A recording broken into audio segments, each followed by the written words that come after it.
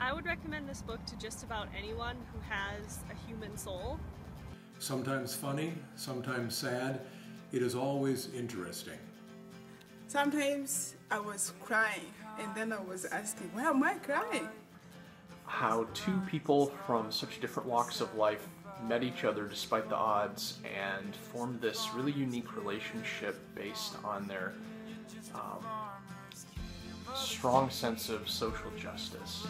I reflected in my life, and then I saw Michael, like, it's me. It's like when he was walking in a desert, having nothing to eat. And then I remembered when I was a kid, we had nothing to eat. And we were walking a long distance to find, fetch some water, to collect firewood and other things. And then I was crying and said, oh, I was not alone. With other people like Michael. I know firsthand how hard it is to explain third world problems to people in the first world. And this book does an excellent job. In fact, I'm very pleased to have friends who have come to visit us and share the needs and the problems of Pokot. But we know through education, this one will change.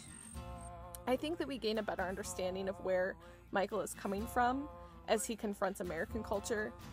I would recommend this book to anyone who at one point in their life thought the world was one way, only to discover that it is, in fact, many ways. I learned that disillusionment can be a very productive thing.